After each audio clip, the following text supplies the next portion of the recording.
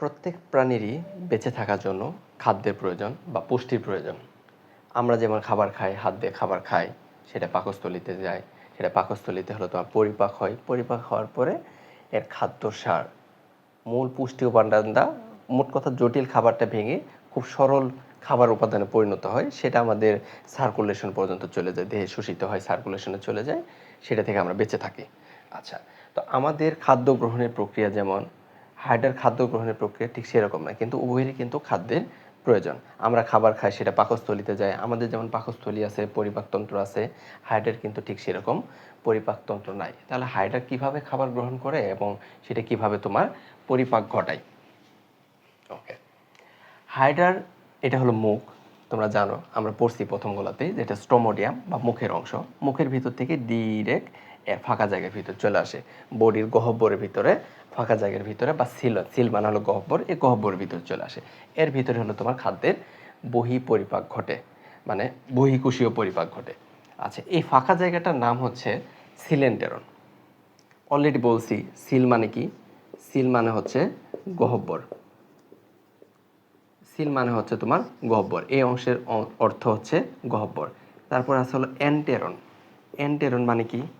এন্টেরন মানে মেইনলি বোঝায় হলো পাকস্থলী বা স্টমাক জাতীয়, বা মোট কথা অন্ত্র বোঝায়।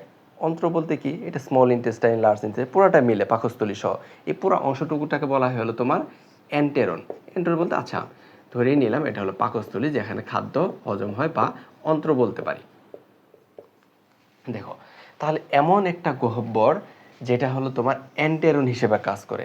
আচ্ছা, আমরা যখন ডাক্তার দেখাই তখন বলি না যে গ্যাস্ট্রোএন্টেরোলজিস্ট, যে মানে মানে পাকস্থলীর সমস্যা, এই ধরনের যে অন্ত্রের যে সমস্যা, এগুলো নিয়ে যে চিকিৎসা করে গ্যাস্ট্রোএন্টেরোলজিস্ট, এটা বলি। তো এন্টেরন মানে হলো তোমার পাকস্থলী সম্পর্কিত রিলেটেড, অন্ত্র রিলেটেড।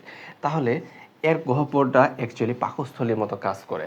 যে খাবারগুলো খায় এই গহ্বরের ভিতরেই হজম হয়। আমাদের পাকস্থলীর ভিতরে যেমন খাবার হজম হয়, এটার এই গহ্বরের ভিতরেই, এই বডি গহ্বরের ভিতরে এর খাবার হজম হয়। সেজন্য এই গহ্বরটাকে বলছে যে পাকস্থলীর গহ্বর, সিলেন্টেরন। এর আরেকটা নাম হলো গ্যাস্ট্রোভাস্কুলার ক্যাভিটি। গ্যাস্ট্রো মানে কি? এই যে পাকস্থলী, গ্যাস্ট্রিক রিলেটেড, গ্যাস্টার রিলেটেড। গ্যাস্ট্রো মানে হলো গ্যাস্টার, মানে হলো পাকস্থলী বোঝায়। তারপর আছে হলো ভাস্কুলার। ভাস্কুলার মানে কি? ভাস্কুলার ওয়ার্ডটা আছে মেইনলি ভেসেল থেকে। ভেসেল থেকে, ভেসেল মানে কি? ভেসেল মানে বোঝায় হলো তোমার রক্তনালী।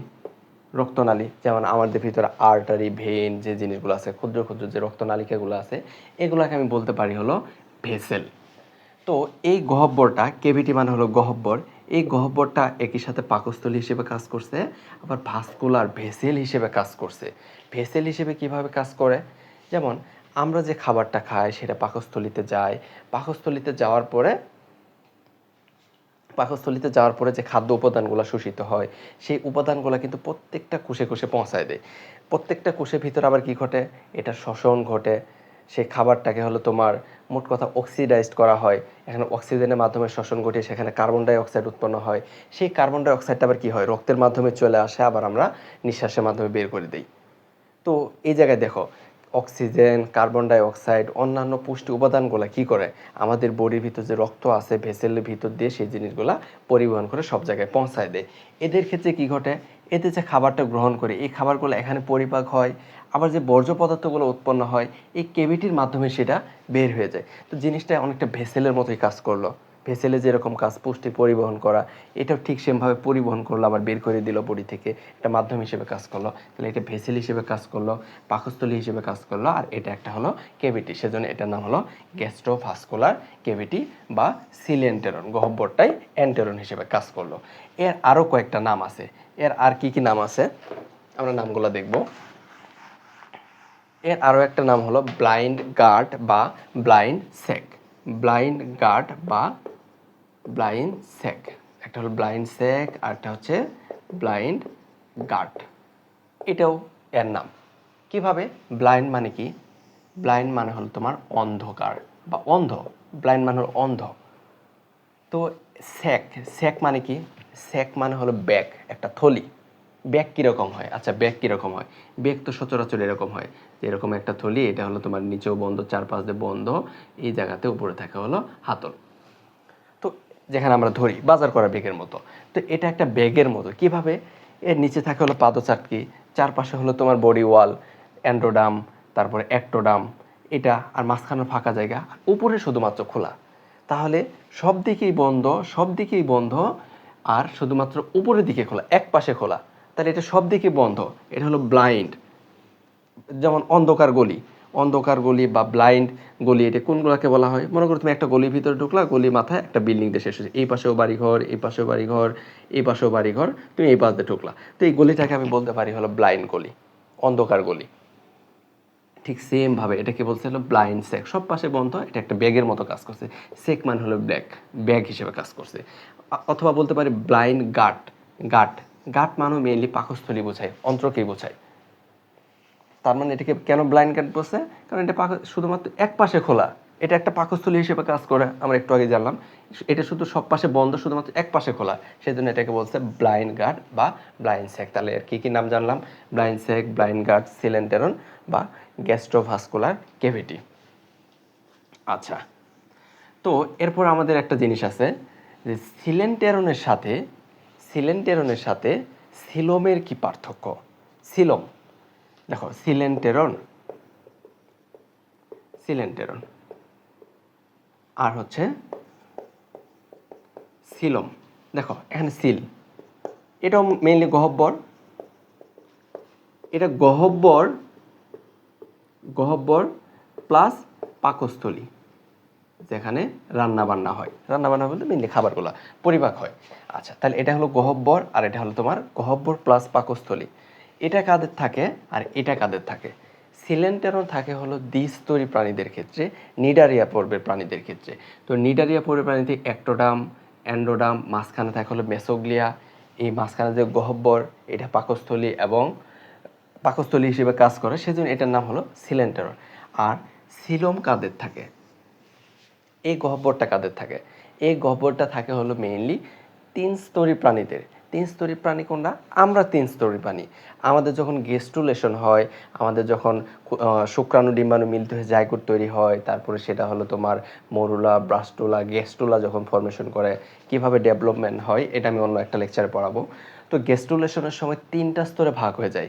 অ্যাক্টোডাম সবচেয়ে বাইরের স্তর, আমাদের যে স্কিনগুলো আছে সেগুলো হলো অ্যাক্টোডাম থেকে, তারপরে হলো তোমার মাঝখানে থাকে হলো মেসোডাম, আর ভিতরে থাকে হলো অ্যান্ড্রোডাম। আচ্ছা, আমাদের বডির সবচেয়ে ভিতরে পার্ট কোনটা? এই যে মুখের গহ্বর থেকে শুরু করে একদম পায়ু পর্যন্ত, যেটা একদম মাঝখানে যে একটা নালী, কি যদিও পেঁচানো পেঁচানো আছে, কিন্তু পুরো জিনিসটা প্লাস এটার সাথে যেটা রিলেটেড, যেমন তোমার লিভার, প্যানক্রিয়াস, এগুলো থেকেই কিন্তু তৈরি হয়েছে। কারণ এটা সবগুলো, যেমন লিভার থেকে বাইল সেক্রেশন, তার প্যানক্রিয়াস থেকে প্যানক্রিটিক সেক্রেশন, এগুলো সবগুলো কিন্তু গাটের ভিতরে, পাকস্থলীর ভিতরে, বিশেষ করে ডিউডেনামের ভিতরে এগুলো কিন্তু ড্রেন করে। তো এই ভিতরের অংশটুকু হলো অ্যান্ড্রোডাম থেকে, আর বাইরের স্কিন সহ বাইরের পার্টটুকু হলো তোমার অ্যাক্টোডাম থেকে। এছাড়া মাঝখানে যে জিনিসগুলো আছে, মাঝখানে কী কী আছে? মাসেল আছে, বোনসগুলো আছে, মানে হাড়গুলো আছে, এই জিনিসগুলো হলো তাহলে মেসোডাম থেকে তৈরি হয়। তিন স্তরী প্রাণীদের ক্ষেত্রে দেহের ভিতরে যে গহ্বর থাকে সেটাকে বলা হয় হলো তোমার সিলম। সিলমটা কি, যদি সহজভাবে বুঝতে চাও? আচ্ছা, সবাই তো মুরগি কাটা দেখছো, তো তোমরা যদিও মানুষ কাটা দেখো নাই, কারণ যারা মেডিকেলে পড়ে, যারা পোস্টমর্টম করে, মানে অটোপসি করে, অটোপসি করার সময় যে আমাদের দেখানো হয় কিভাবে অটোপসি করা হয়। তো তুমি জাস্ট চিন্তা করো, একটা মুরগি মনে করো তুমি কাটতেছো, মুরগি তুমি পেট বরাবর কাটলা, কাটার পরে ভিতর থেকে সমস্ত নাড়িভুড়ি বের করে দিলা, তাহলে কি হবে? মাঝখানে একটা ফাঁকা জায়গা পাবা না? এই ফাঁকা জায়গাটাই হলো তার সিলম। আমাদের বডি এখানে মাছ বরাবর কাটলাম, কাটার ভিতরে নাড়ি ভুড়ি সব কিছু বের করে দিলাম, তাহলে বডির মাঝখানে একটা ফাঁকা জায়গা পাবা। বা গরু কুরবানি পরে তুমি দেখো গরুর নাড়ি ভুড়ি সবগুলো বের করার পরে মাঝখানে একটা ফাঁকা জায়গা থাকে, এই ফাঁকা জায়গাটুকুই হলো সিলম। আচ্ছা, তাহলে সিলম এবং সিলেন্টেরনের পার্থক্য, তাহলে সিলম থাকে হলো তিন স্তরী প্রাণীদের ক্ষেত্রে, উন্নত প্রাণীদের ক্ষেত্রে, আর সিলেন্টেরন থাকে হলো দ্বিস্তরী প্রাণীদের ক্ষেত্রে, নিডারিয়া পর্বের প্রাণীদের ক্ষেত্রে। তারপরে আসি হলো আবরণ, ফাঁকা জায়গাটার একটা আবরণ। আচ্ছা, আবরণের ভিত্তিতে, আচ্ছা সিলোম কয় ধরনের? সিলোমের ভিত্তিতে প্রাণী কয় ধরনের? সিলোমের ভিত্তিতে প্রাণী হলো মেইনলি তিন ধরনের হয়। কি কি ধরনের হয়? যাদের আসল সিলোম আছে তাদেরকে বলা হয় ইউসিলোমেট। ইউসিলোমেট, ইউ মানে হলো তোমার আসল, যাদের আসল সিলোম আছে তাদেরকে বলে ইউসিলোমেট। যাদের ফলস সিলোম, মানে পরিপূর্ণ না, একদম পারফেক্ট না, তাদেরকে বলা হয় সিউডো সিলোমেট। সিউডো মানে হলো ফলস, যাদের কোনোই সিলম নাই তাদেরকে বলা হয় এসিলোমেট। এসিলোমেট আমি বলছি, এ মানে হলো উইদাউট, সিলম মানে হলো ফাঁকা জায়গা, এট ATE মানে হচ্ছে টু বিয়ার, যার এটা আছে মানে বহন করা। তাহলে ইউসিলোমেট যার আসল সিলম আছে, সিউডোসিলোমেট যার ফলস সিলম, অ্যাকচুয়াল সিলম নাই, আর এসিলোমেট ওর সিলমই নাই। তো সিউডোসিলোমেটের সিলম আছে কিন্তু এটা পরিপুক্ত না, একেবারে আসল না। আসল না কিসের ভিত্তিতে এটা আসল করা হয়, যে সিলমটাকে তুমি একটা ফাঁকা জায়গা যদি মনে করো, এটা একটা ঘর হিসেবে যদি চিন্তা করো, ঘরে কী কী থাকে, দরজা জানালা ছাদ সব পাশে জিনিস থাকে, একেবারে খোলামেলা থাকে না। তাহলে এটা হলো একটা পারফেক্ট ঘর। কিন্তু তুমি মনে করো যে চারপাশে দেওয়াল আছে, উপরে ছাদটা নেই, তাহলে এটাকে কিন্তু আসল ঘর বলতে পারবা না, কারণ বৃষ্টি ঝড় বৃষ্টি সব কিছু কিন্তু তখন তোমার উপরে পড়বে, তখন সেটাকে তুমি বলতে পারো একটা ফলস ঘর, সিউডো ঘর। তো তখন এই সিলোমের ঠিক সেমভাবে চারপাশে যদি দেওয়াল দেওয়া থাকে তখন সেটাকে বলা হয়, সব পাশে যদি দেওয়া থাকে তখন সেটাকে বলা ইউসিলোমেট, যদি কোনো একটা পাশে যদি না থাকে তখন সেটাকে বলা হয় সিউডোসিলোমেট, এটা হলো ফলস।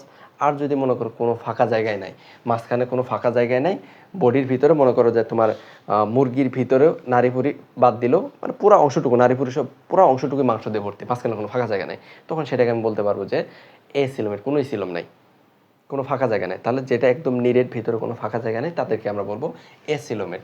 তাহলে সিলোমের বৈশিষ্ট্য হল মেইনলি তিন স্তরী প্রাণীদের ক্ষেত্রে, যাদের অ্যাক্টোডাম, এন্ডোডাম, মেসোডাম থাকে তাদের ক্ষেত্রে। আচ্ছা প্রথমে আসলে তারপর আসলে এদের আবরণের ক্ষেত্রে। সিলেন্টেরনের ক্ষেত্রে আবরণ হলো এই যে মাঝখানের অংশটুকু, মাঝখানে কোন সেলগুলো ছিল, অ্যান্ডোডাম ছিল। তাহলে ফাঁকা জায়গার চারপাশে দেয়াল যদি চিন্তা করি, এর আবরণ অ্যাকচুয়ালি কি, অ্যাকচুয়ালি আবরণ নাই, কিন্তু আবরণটা হিসেবে কাজ করতেছে কোনটা, অ্যান্ডোডামটা। তাহলে ফাঁকা জায়গার চারপাশের দেয়ালটা হচ্ছে অ্যান্ডোডাম। মানুষের ক্ষেত্রে কি হয়, আচ্ছা আমি মনে করি যে আমি এই বরাবর একদম ট্রান্সভার্সলি কেটে ফেললে আমি এটা সাইড থেকে লক্ষ্য করতেছি। সাইড থেকে লক্ষ্য করলে এটা হলো সবার বাইরের স্তর, এটা সবার বাইরের স্তর, এটা হচ্ছে অ্যাক্টোডাম। আবার এটা হলো সবচেয়ে ভিতর স্তর, মনে করো তুমি একটা নারী ভুঁড়ি যে কোনো একটা জায়গায় কেটে দিছো, মনে করো পাকস্থলীর জায়গায় কেটে দিছি, একদম এভাবে এই বরাবর কেটে দিছি, তাহলে এটা মনে করি যে পাকস্থলীর মাঝখানে এটা ফাঁকা জায়গা, এটা পাকস্থলীর হলো তোমার দেয়াল। এগুলা তোমার আসছে হলো অ্যান্ডোডাম থেকে। অ্যাক্টো আর অ্যান্ডোর এই মাঝখানে এই পুরো অংশটুকু আসছে হলো আমার মেসোডাম থেকে। মেসো মানে হলো মাঝে, মেসোডাম থেকে আসছে। আচ্ছা এই মেসোডার্মের ভিতর দেখো এই যে বডি ক্যাভিটি, আমি যে নাড়ি ভুঁড়ি যদি বের করে দেই তাহলে আমি মাঝখানে ফাঁকা জায়গা পাবো, তাহলে এই ফাঁকা জায়গাটার নাম হচ্ছে হলো তোমার সিলম। হার্টের ক্ষেত্রে এটা হলো সিলেন্টেরন, আর আমাদের মতো প্রাণীদের ক্ষেত্রে তিন স্তরীয় উন্নত প্রাণীদের ক্ষেত্রে এটা হচ্ছে হলো আমার সিলম। ওদের ক্ষেত্রে সিলেন্টেরন, আমাদের ক্ষেত্রে সিলম। আমাদের ক্ষেত্রে কি হয়, আমাদের ক্ষেত্রে যে তোমার এই অর্গানগুলো আছে, পাকস্থলীগুলো আছে, এগুলোর চারপাশে একটা পর্দা দিয়ে ঘেরাও করা থাকে। আবার বডির যে দেয়াল আছে, আমাদের ফাঁকা জায়গায় যে দেয়ালটা আছে, এই দেয়ালের উপরেও একটা আবরণ থাকে। এই আবরণটার নাম হচ্ছে পেরিটোনিয়াম। পেরিটোনিয়াম। মানে কি, পেরি মানে হচ্ছে চারপাশে, যেমন হার্ট মানে হলো কার্ডিয়ার চারপাশে যে আবরণ থাকে সেটাকে বলা হয় পেরিকার্ডিয়াম। তো এটার নাম হচ্ছে পেরিটোনিয়াম। তাহলে পেরি মানে হচ্ছে চারপাশে, টোনিয়াম মানে কি, এটা মেইনলি আসে হলো টোন থেকে, এটা মেইনলি হলো এর বাংলা যদি অর্থ যদি করো টু স্ট্রেস মানে এটা হলো টান সহ্য করে। তো বেশি পরিমাণে খাইছো তার মানে পেট যে ফেটে যাবে তা কিন্তু না, এখানে সব কিছু ফেটে বের হয়ে তা কিন্তু না, কোনো কিছু বড় হয়ে গেছে একদম ফেটে বের হয়ে যাবে তা কিন্তু না। এই স্ট্রেসটাকে মেনটেন করে, এই টানটাকে মেনটেন করে, সব পাশ থেকে চাপ দিয়ে রাখে, ভিতরে গহ্বরটা একটা সুইটেবলভাবে একটা ভালো একটা পজিশনে রাখে সব কিছু, এগুলাকে বিভিন্ন অর্গানকে ধারণ করে এই পর্দার দ্বারা ঘেরাও করা থাকে। তো সেজন্য এটার নাম রাখছে হলো পেরিটোনিয়াম, এটা স্ট্রেসগুলোকে মেনটেন করে চারপাশে। আচ্ছা তাহলে সিলোমের কাভারিং হলো পেরিটোনিয়াম, আর সিলেন্টেরনের কাভারিং হলো অ্যান্ডোডাম। ওকে, তারপরে এগুলো উৎপত্তি যদি তুলনা করি, উৎপত্তিটা কি বলছি, এটা অবশ্যই হলো তোমার মেসোডাম থেকে আসে, এটা মাঝখানে হলো অ্যান্ডো, এটা হলো তোমার অ্যাক্টো, তাহলে এই মাঝখানে অবশ্যই পুরাটুকু আসতে হলো মেসোডাম থেকে। আবার এটা তো স্তরই মাত্র হলো তোমার দুইটা, অ্যাক্টো আর অ্যান্ডো, এটা মাঝখানে ক্যাভিটি, চারপাশে দ্বিতীয় এন্ডো আছে, তাহলে মেইনলি এন্ডোডার্ম থেকে এটার ডেরিভেটিভস, এটা এন্ডোডার্ম দ্বারা কাভারিং করা, তাহলে এটা এন্ডোডার্মের পার্ট মনে করতে পারো, এন্ডোডার্ম দ্বারা কাভারিং করা। আচ্ছা, তারপরে আসি এর ভিতরে কি কি অঙ্গ আছে, অন্তস্থ অঙ্গাদি কি কি অঙ্গ আছে। এদের ক্ষেত্রে কি কোনো হার্ট, লিভার, লাং এগুলো আছে? না, সিলেন্টেরনের ভিতরে কোনো প্রকার অঙ্গ থাকে না, কিন্তু আমাদের কিন্তু অঙ্গ থাকে, আমাদের লিভার, হার্ট, সমস্ত অঙ্গাণু, কিডনি সহ যাবতীয় জিনিসগুলা এই বডি ক্যাভিটির ভিতরে বিভিন্ন জায়গায় বিভিন্ন লেভেলে আছে। তাহলে সিলোমের ক্ষেত্রে আমাদের উন্নত শ্রেণীর প্রাণীদের ক্ষেত্রে বিভিন্ন অঙ্গ থাকতে পারে, কিন্তু সিলেন্টেরনের ভিতরে কোনো অঙ্গ নাই। এর ভিতর বিভিন্ন ফ্লুইড জমা থাকতে পারে, কিন্তু ওইগুলোর ভিতরে কি থাকে, ওইগুলোর ভিতরে বিভিন্ন খাবার দাবার ইটি এগুলো থাকে। তারপর কাজের ক্ষেত্রে আসি, আমাদের এটা সিলোমের কাজ কি, মেইনলি হলো অঙ্গগুলোকে ধারণ করে রাখা, এছাড়া আলাদা করে তেমন কোনো কাজ নাই। মানে যেটাকে বললাম টু স্ট্রেস, এগুলো স্ট্রেস সব কিছু এগুলো মেনটেন করে, এটাই হলো সিলোমের কাজ। আর এদের ক্ষেত্রে এটার কাজ কি, এটা হলো তোমার পরিপাক গহ্বর হিসেবে কাজ করে, অলরেডি আমরা জানছি। তাহলে আমরা কি কি জানলাম, হার্টের ভিতরে গহ্বরকে কি কি নামে ডাকা হয়, তাদের অর্থ কি, এবং সিলোম এবং সিলেন্টরনের মাঝখানে পার্থক্যগুলা। ওকে, এখন আমরা দেখব যে হাইড্রা কি কি খাবার খায় এবং কিভাবে খায় এবং কিভাবে সেগুলার পরিপাক ঘটে। হাইড্রা কিন্তু সব খাবার খাইতে পারে না। আমরা এর আগের ক্লাসে দেখছি যে কিভাবে ও একটা শিকার মানে করে অ্যাটাক করে, ও যাকে খাবে সেটাকে কিভাবে অ্যাটাক করে, অ্যাটাকের মেকানিজমটা দেখছি। সে জায়গায় আমরা কি দেখছি, ওর যে জিনিসটা খাবার হিসেবে অর্জন উপযুক্ত তার একটা বৈশিষ্ট্য আছে, যেগুলোর ভিতরে তোমার গ্লুটাথিয়ন নামক একটা রাসায়নিক উপাদান থাকে। একটা হলো তোমার, এটা হলো তোমার একটা অ্যামিনো অ্যাসিডের মতো কাজ করে, মানে প্রোটিন জাতীয় একটা জিনিস। তো গ্লুটাথিয়ন যাদের কোষের ভিতরে আছে তাদের প্রতি এর নিউরোসেলটা অ্যাক্টিভেটেড হয়ে যায়, স্টিমুলেটেড হয়ে যায়, ওরা যদি কাছাকাছি আসে। তখন কি হয়, এর ভিতর পলিগামা গ্লুটামেট থাকে, আগের ক্লাসটা দেখবা, ওর ভিতর মেকানিজমটা দেখাইছি। মোট কথা, যাদের ভিতর গ্লুটাথিয়ন থাকে এ তাকে অ্যাটাক করে। অ্যাটাক করার সময় কি করে, নিউরোসেল দ্বারা তো ওকে স্টিনোটিল দ্বারা পেনিট্রেট করলো, হিপনোটক্সিন ঢোকাই দিল, হিপনোটাইজ করে ফেললো, তাকে অবশ করে ফেললো। শুধু কি অবশ করে, তার আগে কী করে, এর ভিতর ভলভেন্ট আছে, ভলভেন দিয়ে একদম পেঁচিয়ে ধরে, ভলবক্স মানে হল পেঁচানো, ভলভেন নিউরোসাইড দ্বারা পেঁচিয়ে ধরে। তারপর আর কি আছে, আর কয়েকটা গ্লুটিল্যান্ড আছে, দুইটা গ্লুটিনেন্ট আছে। গ্লু মানে হল আঠা, আঠা দ্বারা ওইটাকে তোমার আটকে রাখে। এইভাবে ও খাবারটাকে গ্রহণ করে। এই যে এটার সাথে মনে করো যে খাবারটা আটকালো, আটকানোর পরে এই কোষিকাটা কী করে, এই মুখের ভিতরে এই জায়গায় পৌঁছায় দেয়। এই জায়গায় যে সেলগুলো আছে এর ভিতর থেকে খাবারটাকে তো ভিতরে প্রবেশ করাইতে হবে। আমরা যে খাবার খাই আমাদের কি হয়, লালা খরিতে হয়, বিভিন্ন মিউকাস খরিতে হয়। যে খাবারই খাও না কেন সেই খাবারটা যেন পাকস্থলিতে পৌঁছে যায়, সেজন্য পিচ্ছিল একটা পরিবেশের দরকার হয়। এরাও যে খাবারটা খাবে সেই খাবারটা তো ভিতর পর্যন্ত পৌঁছানোর জন্য একটা পিচ্ছিল পরিবেশ দরকার।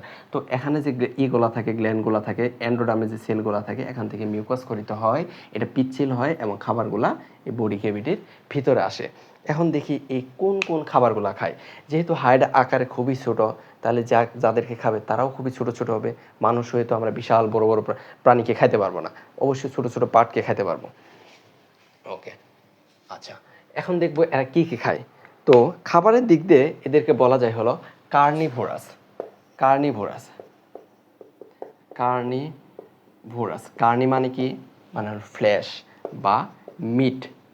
ভোরাস মানে হলো তোমার গিলে ফেলা বা ভক্ষণ করা বা খাওয়া। তার মানে এরা হলো মাংস খায়, সেজন্য এদেরকে বলা হয় মাংসশাসী প্রাণী। যারা ঘাস খায়, গরু ছাগল, এদেরকে কি বলা হয়, এদেরকে বলা হয় হার্বিভোরাস। হার্বিভোরাস হার্বি মানে কি, হার্ব মানে হলো ঘাস। ও তৃণভোজী, ও ঘাস খায়। আর আমরা কি খাই, আমরা শাকসবজিও খাই, মাংস খাই, আমরা সব খাই, অল থিং, সব কিছু খাই। অল মানে কি, অল মানে হলো তোমার অমনি, অল মানে হলো তোমার অমনি মানে হলো অল, অমনিভোরাস। আমরা যা পাই সবই খেয়ে ফেলি। তাহলে হাইড্রা কি ধরনের, কার্নিভোরাস। এই শুধুমাত্র প্রাণী জাতীয় জিনিসগুলা খায়। ওকে, মোট কথা মাংস জাতীয় খাবারগুলা খায়। তো কি কি জিনিস খায়, ওর খাবারের তালিকায় কি কি জিনিস আছে, ওর খাবারের তালিকায় আছে হলো তোমার লার্ভা তো চিনো, ব্যাঙাচির মতো, যেগুলা ব্যাঙাচির মতো, ব্যাঙ যেভাবে প্রথমে ডিম থেকে প্রথমে কি বের হয়, লার্ভা বের হয়, এরকমভাবে লার্ভা বের হয়। লার্ভা এগুলো হলো তোমার সাঁতার কাটে। তো লার্ভা জাতীয় এগুলো ছোট ছোট, এগুলোকে খাইতে পারে। তারপরে খাইতে পারে হলো তোমার সাইক্লোপস এবং ডিফনিয়া এগুলো খাইতে পারে। এগুলো কি ধরনের প্রাণী, এগুলো নামের অর্থ কি? আচ্ছা, এগুলো নামের অর্থ আমাদের জানার দরকার নাই, শুধু জেনে রাখবা এগুলো হলো তোমার ক্রাস্টাসিও আর্থ্রোপোডা পর্বের প্রাণী। ক্রাস্টাসিও মানে কি? ক্রাস্টাসিও মানে হলো উপরে শক্ত আবরণ থাকবে। ক্রাস্টাসিও মানে কি? ক্রাস্টাসিও মানে হলো শক্ত আবরণ থাকবে। শক্ত আবরণ কোনগুলা থাকে? জাস্ট চিংড়ি মাছের কথা চিন্তা করো, ছোট ছোট চিংড়ির মতো অনেক প্রাণী আছে সমুদ্রে থাকে বা পানিতে থাকে। এদের কি থাকে? চিংড়ির উপরে একটা কাভারিং থাকে, শক্ত খুলস থাকে। এদেরকে বলা হয় হলো তোমার ক্রাস্টাসিও। আবার এদেরকে বলা হয় সন্ধিপদী। সন্ধিপদী মানে কি? আর্থ্রোপোডা প্রাণীদের এরা হলো তোমার সন্ধিপদী বলা হয়। কেন সন্ধিপদী বলা হয়? দেখো, আর্থ মানে হলো মেইনলি জয়েন্ট, পোড মানে হচ্ছে হলো তোমার পা। তার মানে আর্থ্রোপোড অর্থ হচ্ছে জয়েন্টযুক্ত পা। অনেকগুলা জয়েন্ট থাকবে, একটার পরে একটা জয়েন্ট থাকবে। চিংড়ির ক্ষেত্রে কী থাকে? এরকম থাকে। বা তেলাপোকার কথা চিন্তা করো, এদের ক্ষেত্রে কী থাকে? পায়েতে অনেকগুলা জয়েন্ট থাকে। আচ্ছা, আর্থ মানে হলো তাহলে জয়েন্ট, পোড মানে হলো পা, তাহলে এদেরকে অনেকগুলো জয়েন্ট থাকবে।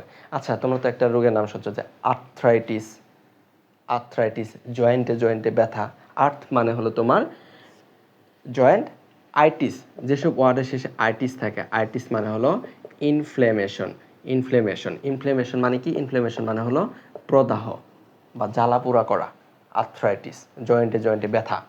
তাহলে আর্থ মানে হলো জয়েন্ট, পোড মানে হলো পা, তাহলে হলো জয়েন্টযুক্ত পা অনেকগুলা। সন্ধি মানে কি? সন্ধি মানে হলো একটার সাথে আরেকটা মিলিত হয়েছে। সন্ধিপদী মানে হলো অনেকগুলা পা মিলিত হয়েছে, ছোট ছোট পায়ের ভিতর খন্ড থাকে। আচ্ছা, তো সাইক্লোপস এবং ডেফনিয়া এগুলো হলো তোমার ক্রাস্টাসিও, মানে উপরে ছোট ছোট খোলস থাকে। তোমাদের বইতে সুন্দর করে ছবি দেওয়া আছে, ছবিটা দেখবা, ছোট ছোট ভাগ করে চিংড়ির মতো খোলস দেওয়া থাকে। সাইক্লোপস এবং ডেফনিয়া যদি দেখো, সাইক্লোপস মানে কি? সাইকেল মানে হলো মেইনলি চক্র, গোলাকার, সার্কেল চিন্তা করো। শেষে আসল অপস কই থেকে আসছে? মেইনলি হলো অপটিক থেকে। অপস মানে হচ্ছে হলো তোমার আই। এর গোল চোখ থাকে। গোল চোখ কীভাবে থাকে? এর অ্যাকচুয়ালি মিড বরাবর, মাঝখান বরাবর একটা চোখ থাকে। তো মাঝখান বরাবর গোল একটা চোখ থাকে, সেজন্য এদেরকে বলা হয়েছে সাইক্লোপস। আচ্ছা, আমাদের নাম জানার দরকার নাই, শুধু মনে রাখবা সাইক্লোপস এবং ডেফনিয়া এরা হলো তোমার ক্রাস্টাসিও, মানে হলো উপরে শক্ত আবরণ আছে। সন্ধিপদী মানে হলো আর্থ্রোপোডা পর্বের প্রাণী।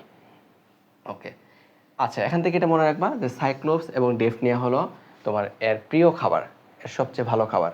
আচ্ছা, মাংসশাসী প্রাণী, ও তো আমাদের মতো গরু ছাগলের মাংস তো খাইতে পারবে না।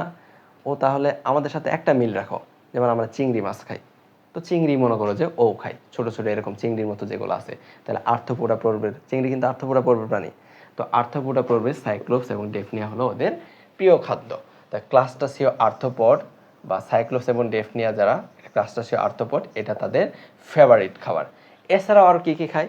ছোট ছোট কৃমি যেগুলো আছে সেগুলো খাইতে পারে, তার ছোট ছোট কৃমি। তারপরে খাইতে পারে অ্যানেলিড, কিন্তু খুব ছোট ছোটগুলা। অ্যানেলিড মানে কি? অ্যানেলিডস মানে হলো মেইনলি আসছে অ্যানেলিন থেকে। এর মানে হচ্ছে তোমার রিং মানে কি? এই ছোট ছোট রিং মানে হলো আংটি, আমরা হাতে যে আংটি দিই। তো এই প্রাণীগুলা কীরকম থাকে? এই প্রাণীগুলো হলো তোমার লম্বায় থাকে, কিন্তু এরকমভাবে পুরা বডিতে হলো তোমার রিংযুক্ত, লাইক কেঁচো যেগুলো থাকে, হ্যাঁ, কেঁচোর সাথে যে দেখবা যে একদম রিং ছবি দেখবা এই টাইপের। অ্যানালিস্ট লিখে সার্চ দিবা যে প্রাণীগুলো আসছে, দেখবা যে বডিতে রিং সেগমেন্টেশন, খণ্ড অংশ থাকে। তো এই কারণে এদেরকে বলছে অ্যানালিস্ট। তো ছোট ছোট এরকম প্রাণীকে খাইতে পারে। প্লাস এই যে সাইক্লোপস, ডেফনিয়া যেগুলো থেকে জন্মগ্রহণ করছে, বা যেগুলো থেকে জন্মগ্রহণ করছে, তাদের ডিম যদি থাকে সেগুলো সহ এরা খাইতে পারে। এগুলো পেটের ভিতরে আসে, তারপরে এই জায়গায়, আচ্ছা, তাহলে এই ধরনের খাবার তাহলে ও গ্রহণ করে খাইতে পারে। আচ্ছা, খাওয়ার পরে কি হয়? পাকস্থলীতে যাওয়ার পরে কি ঘটে? পাকস্থলীতে যাওয়ার পরে অবশ্যই সেটা পরিপাক করতে হবে। পরিপাক কয় ধরনের? পরিপাক মেইনলি হলো দুই ধরনের। একটা হচ্ছে হলো তোমার বহিঃকোষীয়, মানে হচ্ছে এক্সট্রা সেলুলার পরিপাক। আর একটা হলো তোমার ইন্ট্রা সেলুলার পরিপাক। আচ্ছা, তাহলে এক্সট্রা সেলুলার পরিপাক ঘটতে পারে এবং ইন্ট্রাসেলুলার পরিপাক ঘটতে। এক্সট্রা মানে কি?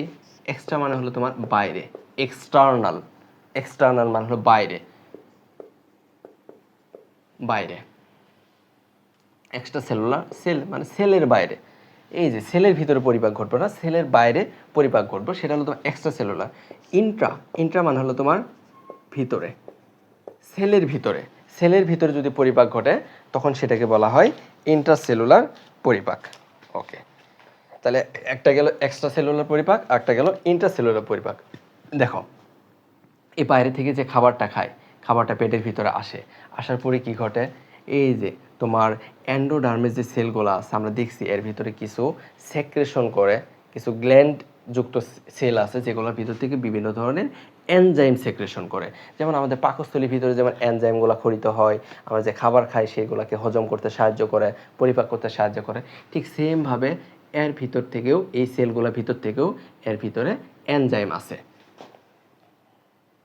তো মনে করো আমাদের বডি পাকস্থলীতে কিছু পেপসিন আসে, তো এদের ক্ষেত্রেও এই সেলগুলোর ভিতর থেকে তোমার পেপসিন আসে। তো পেপসিন, পেপসিনের কাজ কি? পেপসিন কি? এটা কিন্তু প্রোটিওলাইটিক এনজাইম। পেপসিন একটা প্রোটিওলাইটিক এনজাইম। মাংস জাতীয় খাবার খায়, মাংস মানে তো হলো সেটা প্রোটিন, তাহলে প্রোটিনকে ভাঙার জন্য প্রোটিওলাইটিক, লাইটিক লাইসিস মানে হলো ভেঙে ফেলা, তাহলে প্রোটিনকে ভাঙার এনজাইম থাকে। তো বহিঃকোষীয় পরিপাকটি কী হয়? সেলের ভিতর থেকে এনজাইম আসে, এই জায়গায় আসে, এই জায়গায় প্রোটিন জাতীয় যে জিনিসগুলো আছে সেই জিনিসগুলোকে, যে খাবারটা খাইছে সেটাকে ভেঙে ফেলে ছোট ছোট অংশে পরিণত করে, পলিপেপটাইড বা অ্যামিনো অ্যাসিডে কনভার্ট করে। তাহলে যে প্রোটিন জাতীয় যে খাবারগুলো আছে সেই প্রোটিন জাতীয় খাবারগুলোকে পেপসিনের সাহায্যে, পেপসিনের সাহায্যে পলিপেপটাইড এবং অ্যামিনো অ্যাসিডে, অ্যামিনো অ্যাসিডে কনভার্ট করে। অ্যামিনো অ্যাসিড কী জিনিস? অ্যামিনো অ্যাসিড হলো তোমার প্রোটিনটারই, যে তুমি খাবারটা খাইছো তার একটা মনোমার। মনোমার মানে কি? একটা অণু। যেমন ভাত, ভাত এটা কী জিনিস? স্টার্চ জাতীয় জিনিস, তাই না? স্টার্চটা অ্যাকচুয়ালি তুমি যদি একেবারে ভেঙে ফেলো, একটা বিল্ডিংকে যদি একেবারে ভেঙে ফেলো, তখন তুমি কী পাবা? ইট, ইট পাবা। ইট হলো একটা বিল্ডিংয়ের ব্লক, প্রত্যেকটা ব্লক। তো ঠিক সেমভাবে স্টার্চ জাতীয় ভাতের হলো মেইন পয়েন্টটা হলো তোমার শর্করা বা গ্লুকোজ, গ্লুকোজটা হলো লাস্ট অংশ। ঠিক সেমভাবে মাংস জাতীয় যে খাবার খাও তার লাস্ট পার্ট হচ্ছে অ্যামিনো অ্যাসিড। তেল জাতীয় যে জিনিসটা খাবা সেটাতে ভেঙে গিয়ে সর্বশেষ পার্টটা হলো তোমার ফ্যাটি অ্যাসিড এবং গ্লিসারল। আচ্ছা, তাহলে ও যেহেতু মাংসশাসী প্রাণী, তো মাংসকে হজম করার জন্য পেপসিন আসবে, সেটা প্রোটিনকে ভেঙে অ্যামিনো অ্যাসিডে কনভার্ট করবে। তো এর ভিতরে ও মেইনলি এই জায়গায় শর্করা জাতীয় জিনিসগুলো যেগুলো আছে, তারপরে ফ্যাট জাতীয় যে জিনিসগুলো আছে সেগুলোকে মেইনলি ও হজম করতে পারে না। তাহলে এই জায়গায় ওইগুলো কোনোই প্রকার হজম হয় না। তবে এনজাইমের প্রভাবে প্লাস এই যে সেলগুলোর সাথে কি আছে, ছোটো ছোটো সিলিয়া আছে, এগুলোর প্রভাবে নড়াচড়া করে যে খাবারটা থাকে, এই খাবারটা কিন্তু এই জায়গায় ছোট ছোট অণুতে কনভার্ট হয়ে যায়, মানে বড় একটা খাবার ভেঙে ছোট ছোট অণুতে কনভার্ট হয়ে যায়। এই ছোট ছোট অণুগুলো পরবর্তীতে কী ঘটে? সেলের ভিতরে প্রবেশ করে। সেলের ভিতরে কিভাবে প্রবেশ করে? এই সেলটা, এই যে ভিতরে যে অ্যান্ডোডাম আছে, এই সেলটাকে যদি আমি জুম ইন করি, এই সেলগুলোর সারফেস কিন্তু এরকম থাকে, এরকম থাকে, এরকমভাবে। এটাকে বলা হয় ক্ষণপথ বা সিউডোপট। ক্ষণ মানে কি? অল্প সময়ের জন্য। পট মানে কি? অলরেডি জানছি, পট মানে হলো তোমার পা। এটা অনেকটা পায়ের মতো কাজ করে। তো এমিবা যেগুলো আছে, এমিবয়েডের ভিতরে কিন্তু এই ধরনের পট তৈরি হয়, সিউডোপট তৈরি হয়, ওইটার মাধ্যমে চলাচল করতে পারে। তো ক্ষণপথ যেগুলো আছে এগুলোর ভিতরে কোনো খাবারের অণু যদি এখানে আসে, ভাঙা অংশ যদি আসে, ও এটাকে ইনগালফ করে ফেলে, নিজের ভিতরে ঢুকায় ফেলে, খেয়ে ফেলে। এটাকে বলা হয় ফেগোসাইটোসিস। ফেগো মানে হলো তোমার খেয়ে ফেলা, টু ইট মানে হলো ভক্ষণ করা, সাইটো মানে হলো তোমার সাইট, সাইট মানে হলো তোমার সেল। আর বায়োলজিতে যেসব ওয়ার্ডের শেষে সিস বা ওসিস থাকবো তাকে বলা হয় একটা প্রসেস। সিস বা ওসিস মানে হলো প্রসেস। তাহলে ফেগোসাইটোসিস হলো সেল দ্বারা কোনো একটা কিছু খেয়ে ফেলার প্রসেস। তো এর ভিতরে যে অ্যামিনো অ্যাসিড, স্টার্চের যে ছোটো ছোটো পার্ট বা ফ্যাটের যে ছোটো ছোটো পার্ট, এই জিনিসগুলো সে এরকমভাবে ফেগোসাইটোসিসের মাধ্যমে এই সেলের ভিতরে ঢোকায় ফেলে। এই যে লাল লাল যে আর্ট করছি এটার ভিতরে ঢোকায় ফেলে। তো ঢোকানোর পরে কি ঘটে?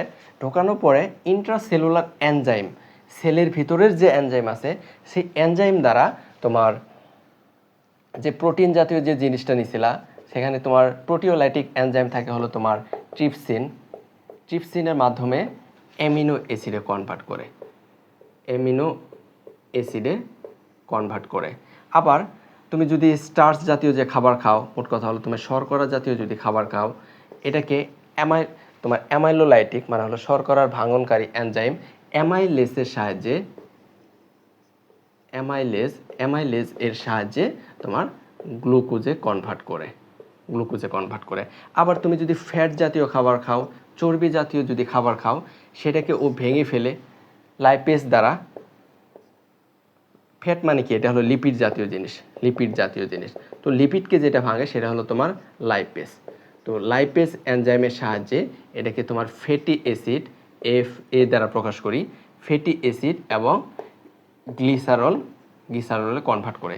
এই যে amino acid, glucose, fatty acid, এটাই হচ্ছে পরিপাককৃত খাদ্যের লাস্ট পার্ট। এটাকেই মেইনলি কিন্তু পুষ্টি বলা চলে। পুষ্টির সংজ্ঞাটা কি? তুমি যে খাবারটা খাইলা, সেই খাবারটা হলো তোমার পরিপাক ঘটবে। পরিপাক ঘটার পরে তোমার বডিতে শোষণ উপযোগী ক্ষুদ্র পার্টে পরিণত হবে। শোষণ উপযোগী গ্লুকোজ, অ্যামিনো অ্যাসিড, তারপর ফ্যাটি অ্যাসিড, গ্লিসারল, এই পার্টে পরিণত হবে। এই জিনিসটা তোমার বডিতে শোষণ হবে। শোষণের পরে কী করবে? তোমার বডি ক্ষয় পূরণ, বৃদ্ধি সাধন, বডির যাবতীয় কিছু মেনটেন করবে। তোমার কোথাও কাটা গেছে, তাহলে কী করবে? ওই জিনিসটা পূরণ করবে, তোমাকে বড় করবে, তোমার বডির নির্দিষ্ট অবস্থা, স্বাভাবিক টেম্পারেচার, স্বাভাবিক হরমোনাল ব্যালেন্স সব কিছু মেনটেন করবে। সেটাকে আমরা বলি হলো পুষ্টি। তাহলে এগুলোকে আমরা পুষ্টিও বলা চলে। তাহলে হাইড্রাতে কয় ধরনের পরিপাক ঘটে? 2 ধরনের। একটা হলো বহিঃকোষীয় পরিপাক, সেল থেকে এনজাইম আসে, এখানে ক্ষুদ্র ক্ষুদ্র অংশে পার্ট হয়ে যায়। এই পার্টগুলো আবার সেলের ভিতরে প্রবেশ করে, তখন সেটাকে বলা হয় ইন্ট্রা সেলের ভিতরের পরিপাক। এর ভিতর কী হয়? প্রোটিনটা ট্রিপসিন দ্বারা ভেঙে গিয়ে অ্যামিনো অ্যাসিড তৈরি করে, শর্করাটা অ্যামাইলেজ দ্বারা ভেঙে গিয়ে গ্লুকোজ তৈরি করে, ফ্যাটগুলো ভেঙে গিয়ে লাইপেসের মাধ্যমে ভেঙে গিয়ে ফ্যাটি অ্যাসিড এবং গ্লিসারল তৈরি করে। তারপরে কি ঘটে? এই খাবারগুলো তো সেলের ভিতর গ্রহণ করলো, এখানে একটা সেল এই সেলের ভিতর গ্রহণ করলো। তারপরে সবগুলো সেলই কি এরকমভাবে ফেগোসাইটোসিস করতে পারে? না, অনেক সেলই কিন্তু ফেগোসাইটোসিস করতে পারে না, সব সেল পারে না। পাশের মনে করো আরেকটা সেল আছে, তো এটা ফেগোসাইটোসিস করছে, কিন্তু পাশে একটা সেল আছে এটা ফেগোসাইটোসিস করতে পারে নাই। তাহলে প্রত্যেক সেলেরই তো খাবার দরকার, তাহলে এই খাবারটা পাবে কীভাবে? এখান থেকে তোমার ডিফিউশনের মাধ্যমে, ব্যাপনের মাধ্যমে, ইন্ট্রাসেলুলার তোমার চলাচলের মাধ্যমে, মানে দুইটা সেলের মাঝখানে ইন্টারসেলুলার তোমার চলাচলের মাধ্যমে এই পাশের খাবার এই পাশে আসবে, তো এও তখন পুষ্টি পাবে। মোট কথা ব্যাপনের মাধ্যমে পুরা সবগুলো সেলের ভিতরেই খাবারগুলো ছড়ায় যায়। এই সেলে আসলে বাইরের সেলগুলোর তো খাবার দরকার, এখান থেকে তোমার ডিভিশনের মাধ্যমে এদিকে চলে আসে। তো এইভাবে তোমার হাইড্রা খাবার গ্রহণ করে, সেগুলো পরিপাক করে এবং তার লাইফ লিড করে।